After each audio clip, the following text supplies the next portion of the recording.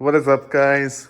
So, haven't made a video in a while, but some of you may know my NSX hasn't been running for a little bit now. Something's up with the clutch. I went to sit in it one day, put the clutch in, and I heard a loud pop, and now if I try and push on the clutch when the car's running, I just hear a massive grinding noise in the transmission. Flashback. Clutch is extremely hard to push in. If I try and start it with it pushed in, it tries cranking but doesn't.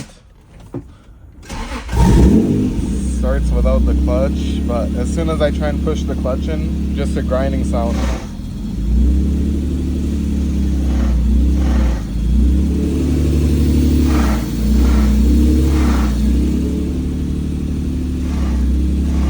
The grindings, as soon as I push the clutch pedal in, it just makes that grinding sound. End of flashback. So in this little video series, we're just going to be taking it apart and trying to find out what's wrong with it.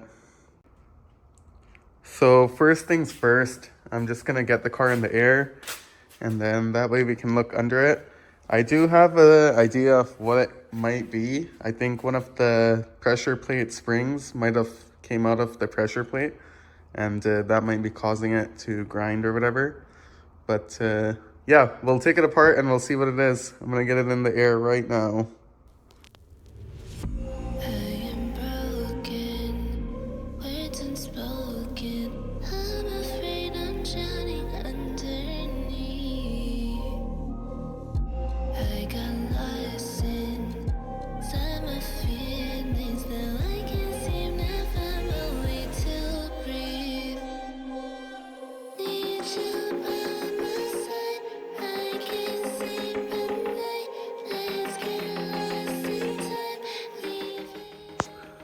The car's in the air and secured, so time to get to work. So under the NSX, first things first, I think what I'm gonna do is disconnect the shifter cables that are right here. And then after that, should be able to get access to look in where the clutch fork is. Right up there, connected to the slave cylinder. And then we'll see if we can get a wire cam in there and see what's going on in the transmission. So after inspecting, it looks like the clutch fork that's like over here, looks like inside it came loose. One of the bolts is completely threaded out, and then another bolt it looks like has completely sheared off inside the transmission. So looks like transmission does need to come out.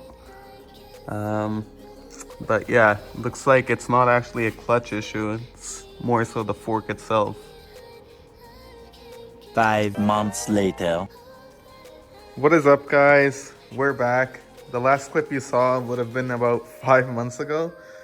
Unfortunately, life got to me, and I was in a motorcycle accident a while ago, so I was out of commission for a few months. But I'm happy to be back, and we're gonna finish this project we started of dropping the transmission in my NSX. As you can see, I've done a lot to the car already. This is all done before my accident a few months ago. I've got the axles out, the hub out. Basically anything that needs to be removed to take the transmission out, I've taken out already. I didn't record any of that, unfortunately, but from here on out, I'll be recording the rest of the process. And let's get this transmission out.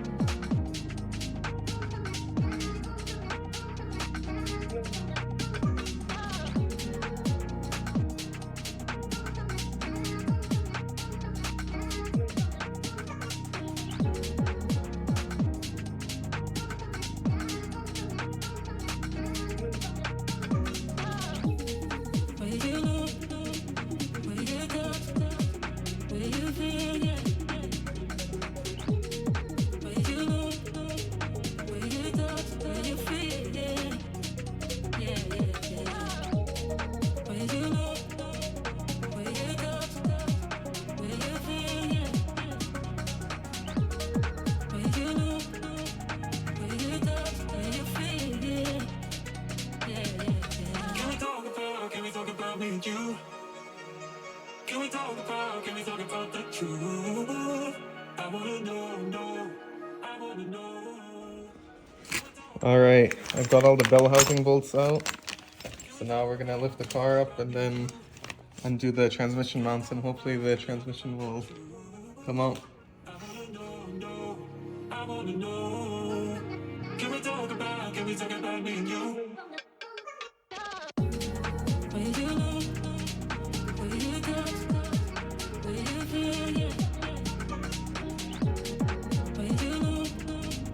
Will you touch? Will you feel? Yeah. Yeah, yeah, yeah. Will you know? Will you touch? Will you feel? Yeah. Alright, we got the transmission out. It's a bit of a pain, but not too bad. But here's our issue right here. This bolt wasn't torqued, I guess, in the past, and it came out. And then all of this bolt was taking the pressure. And then it slowly sheared away. And then this just fell out. Yeah, there's the issue.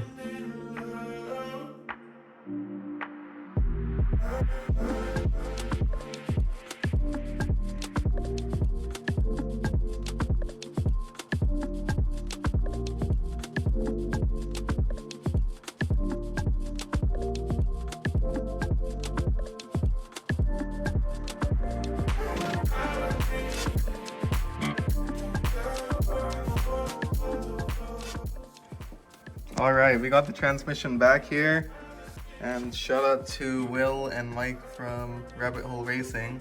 They actually managed to pull that sheared off bolt out of the hole, and then the threads in this hole were damaged as well, so they went and heli coiled that, and it's torqued down to 30 foot-pounds now.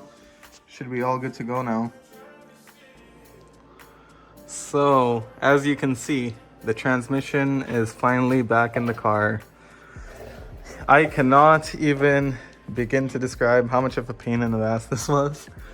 I had me and two of my buddies with me, and we were literally struggling to put this in for a solid 2.5 hours probably. And then we finally got it in a spot where we could thread a few of the bolts in for the bell housing, and then keep kind of manipulating the transmission and start to tighten the bolt so it pulls itself in, and then that finally got it in. But yeah, that was a pain. But anyways, moving on. Now we gotta put all of this stuff back into the car so that it actually runs and drives. So let's get it done. All right, so here's where we're at. I just put the starter back in. It's bolted up. I put the 2 wires back on it, and then I also went ahead and put all the wiring harness back in. There's like 4 connectors that go to the transmission. All the bell housing bolts are in. The transmission mount over here is in.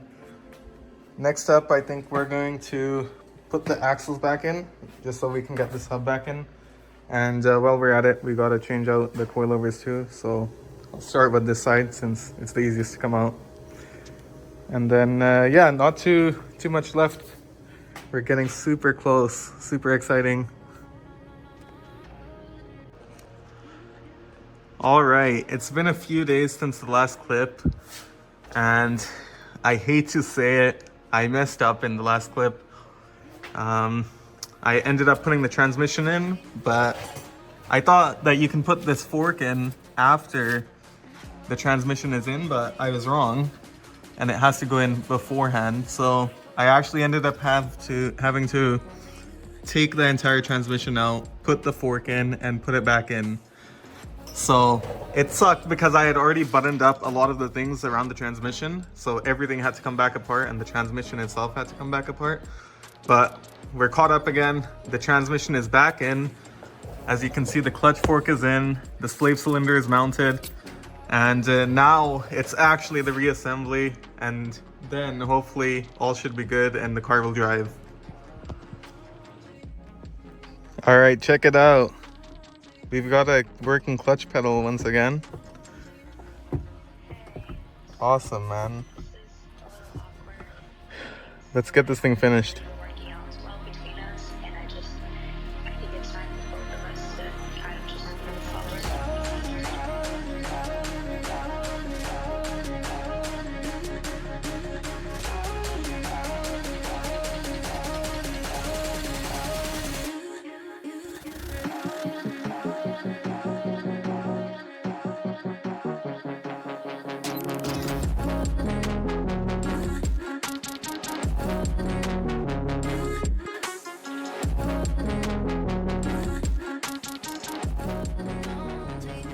So now that our transmission is in and we're starting to put back the suspension parts, I'm gonna go ahead and put those brand new coilovers in. And to do that, I already got this strut out, but it was a huge pain because of this bar in the way. And as you can see, the holes don't exactly line up, so it's hard to get the new coilover in.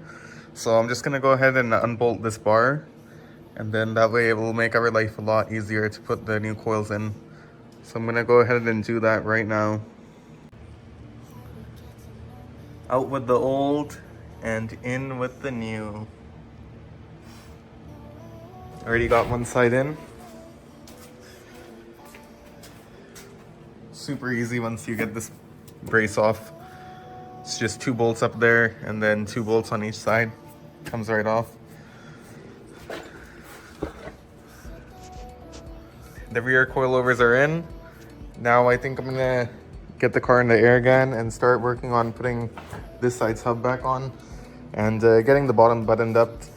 The top is pretty much done. I just got to put this garnish piece back on in the back, but I'll probably leave that for the end because it's super easy to do.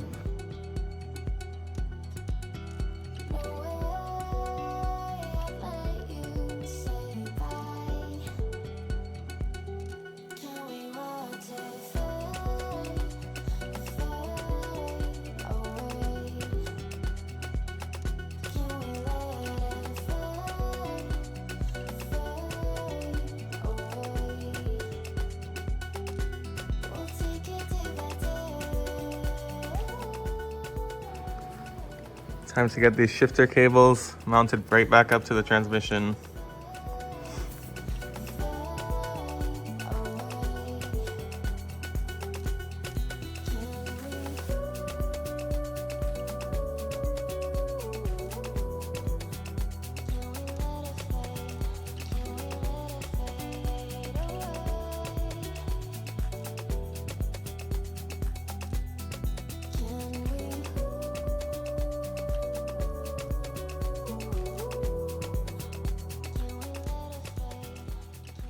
The half shaft is in. I've got this side's axle back in. I've got all the arms bolted up. They're not torqued yet, but I'll torque them once both sides are done at the same time. And then the coilover mount, it will go in after, just because on NSX's, the coilovers bolt to the sway bar, which is super weird, but it's easier to just put the sway bar in and both sides at the same time. That way everything lines up. But we're making pretty good progress. As you can see, I've got the hub back on this side finally. So next up, we're gonna get the coilovers mounted, and I also need to reinstall the handbrake caliper back on this side, just because I had to take it off when I took the side's hub out. Oh, we also got the axle back in. So we're getting pretty close. After all that stuff's done, we just have to put down this brace, and also this is for the coilovers and the sway bar.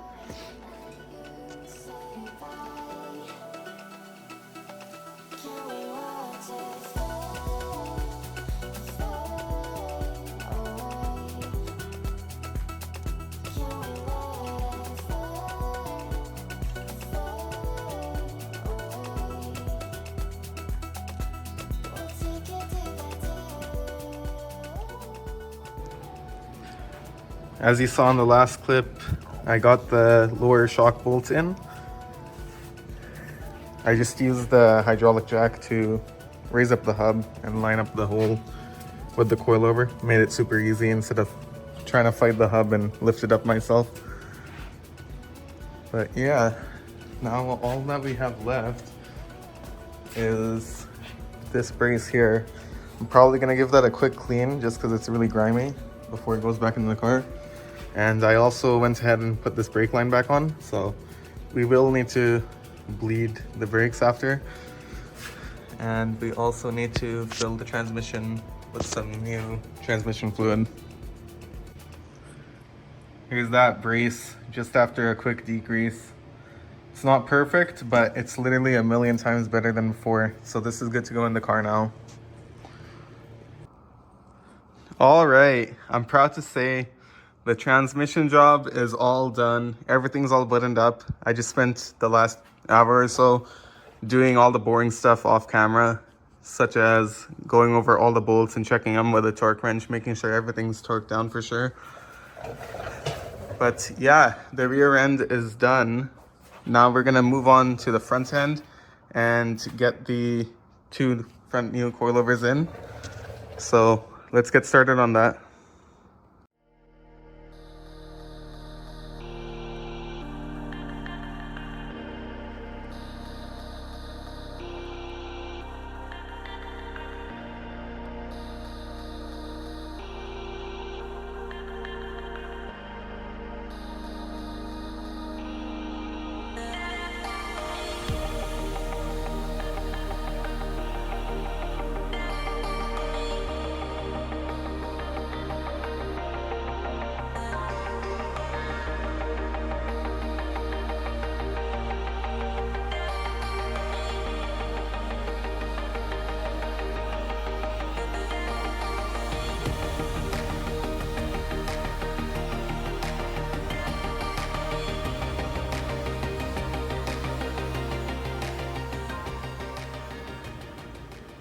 All right, I've got the front wheels off now.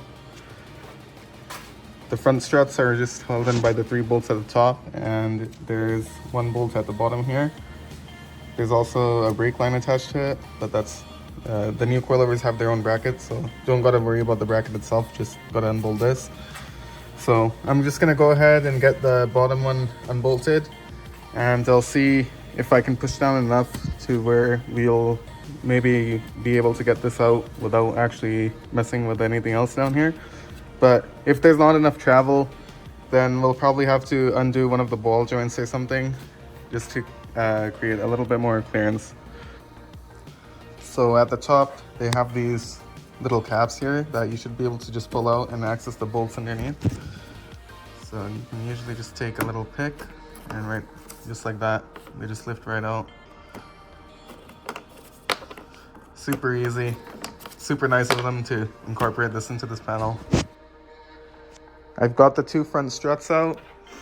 I ended up having to, you have to take the sway bar out or at least disconnect it.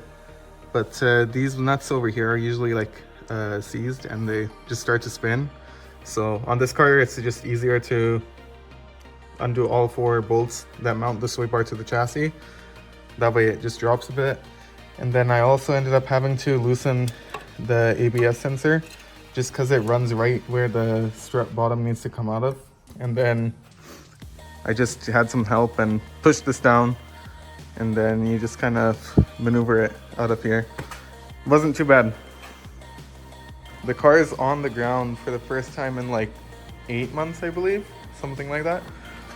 I have it on these wood blocks right now just because the lift won't clear otherwise. I just wanted it all the way off the lift just so we can see how much we need to adjust the coilovers. As you can see, this is not gonna fly. We need to go about an inch down in the rear. In the front, we actually need to do the opposite. It needs to go about an inch or half an inch up. Check it out, guys. The car is finally done. I just drove it out of the garage under its own power. The clutch feels great. It feels actually a lot better than it used to. I'm assuming this problem was there even when I bought the car, but the bolt just hadn't sheared off completely back then. And it just progressively got worse and worse. But it's back in its prime, feels great. I also set the ride height on the coilovers. Not monster trucking. A pretty modest ride height, in my opinion. Completely drivable, but not too high, not too low. The coilovers might settle once I start driving the car in the summer again. So we might be revisiting the coilovers and tweaking the ride height a bit. But for now, I can say it's completely done. It just needs a wash, but The roads are freaking disgusting because it's been melting all day today. And I do not want to take this out on those nasty roads because it'll just get even dirtier. But yeah, thank you for watching. I'll put in a little B-roll at the end of the video and you guys can check the car out. Tell me what you guys think. Drop a comment, subscribe. It's funny, the day I put the steering wheel on is the day the car actually completely broke and the fork came out of the transmission. But this is my first time using this wheel in this car, and it's been like 8 or 9 months since I installed it. But as you can see, drives beautifully, shifts too.